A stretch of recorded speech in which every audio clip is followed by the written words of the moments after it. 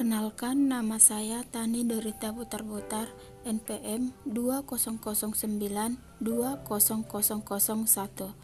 Materi yang akan dibahas tentang memahami hubungan pragmatik dengan ilmu lain. Dosen pengampu Bapak Immanuel Silitonga, SPD, MPD. Yang pertama itu pragmatik dan gramatikal. Pragmatik dengan gramatikal merupakan dua hal yang menyatu dalam suatu kerangka acuan studi linguistik. Sebab pada dasarnya, studi kebahasaan secara umum dialamatkan pada dua hal, yakni pada segi bentuk dan fungsi. Berdasarkan kedua fokus kajian bahasa tersebut, pragmatik dapat dikategorikan sebagai suatu kajian bahasa yang lebih menitik beratkan pada aspek fungsi. Sementara gramatikal dapat dikategorikan sebagai wujud kajian bentuk. Namun, dalam penerapannya, antara pragmatik dan gramatikal tidaklah sejalan. Hal ini disebabkan karena pragmatik lebih menekankan pada maksud sebuah tuturan, sementara gramatikal lebih terkonsentrasi pada bentuk sebuah tuturan. Contohnya, hari ini di rumahku ada hajatan. Kamu ada acara enggak? Kalimat kamu ada acara enggak secara gramatikal berfungsi sebagai alat bagi penutur untuk mengetahui apakah lawan tuturnya ada acara atau tidak. Namun, secara pragmatis, ungkapan tersebut berfungsi sebagai alat bagi penutur untuk meminta kesediaan lawan tuturnya untuk datang ke rumahnya. Yang kedua, pragmatik dan semantik.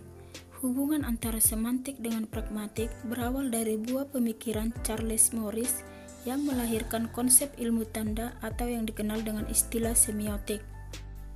Morris membagi kajian semiotik atas 3 bidang, yakni sintaksis, semantik, dan pragmatik. Berdasarkan buah pikiran Morris tersebut, terlihat bahwa semantik dan pragmatik sama-sama berada dalam naungan kajian yang lebih besar, yaitu ilmu tanda atau semiotik. Pragmatik dan semantik merupakan dua cabang linguistik yang sama-sama memfokuskan kajian pada aspek makna suatu bahasa. Namun, dalam praktiknya, kajian semantik tidak bisa disamakan dengan pragmatik. Oleh Morris, semantik diberi batasan sebagai telaah mengenai hubungan formal di antara tanda dan objeknya. Sedangkan pragmatik didefinisikan sebagai telaah mengenai hubungan di antara lambang dan penafsirnya. Contohnya, sini langit sudah mendung. Kalimat tersebut bila dimaknai secara semantik akan melahirkan pemahaman bahwa sebentar lagi akan turun hujan. Namun, bila dimaknai secara pragmatik, tuturan tersebut adalah perintah untuk berlari supaya tidak kena hujan. Yang ketiga, pragmatik dan sosiolinguistik. Keterkaitan kedua bidang kajian ini tersirat dari fungsi keduanya dalam kajian kebahasaan. Sosiolinguistik yang lebih memfokuskan kajian bahasa dihubungkan dengan masyarakat penuturnya, berfungsi untuk mengantisipasi agar proses komunikasi berjalan dengan baik dan lancar sesuai dengan karakteristik penuturnya. Sedangkan pragmatik yang lebih memfokuskan kajian bahasa dihubungkan dengan konteks pembicaraan, berfungsi untuk memperlancar proses komunikasi di tengah masyarakat. Dengan demikian, jelas bahwa keduanya, pragmatik dan sosiolinguistik, punya keterkaitan dan saling berkontribusi antara yang satu dengan yang lain. Contohnya, silakan dicicipi kuenya. Bagi sebagian masyarakat, kata dicicipi berarti memakan sedikit saja. Dengan demikian, bila kalimat tersebut ditujukan pada masyarakat tersebut, tentulah mereka akan mengambil sebagian kecil saja atau sedikit dari kue untuk dimakan. Padahal secara pragmatis, si penutur menginginkan agar kuenya dimakan secukupnya atau mungkin sampai habis. Yang keempat, pragmatik dan psikolinguistik. Hubungan antara pragmatik dan psikolinguistik terlihat dari sumbangan teori psikolinguistik dalam memahami makna pragmatik. Kajian psikolinguistik lebih menitik beratkan kajian pada hubungan bahasa dengan pemikiran manusia. Dengan kata lain, dalam memahami sebuah bahasa, peran pemikiran atau faktor psikologi memegang peranan penting.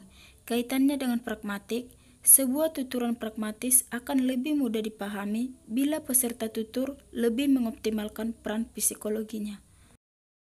Contohnya, Mungkinkah kursi ini dipindahkan ke ruang sebelah? Kalimat tersebut secara pragmatis berarti meminta agar si pendengar mau memindahkan kursi ke ruang sebelah, bukan hanya sekedar bertanya apakah mungkin atau tidak mungkin kursi itu dipindahkan ke ruang sebelah. Mengingat kalimat tersebut bermakna perintah, seorang penutur merasa harus menggunakan bahasa sesantun mungkin agar yang mendengar tidak merasa diperintah. Pemilihan bentuk integratif atau bertanya dianggap lebih santun untuk menanyakan imperatif atau perintah. Pemilihan bentuk interogatif ini merupakan penerapan unsur psikologi dalam berbahasa, terutama dalam upaya menemukan bentuk bahasa yang lebih cocok dan pantas digunakan. Demikianlah materi yang bisa saya sampaikan.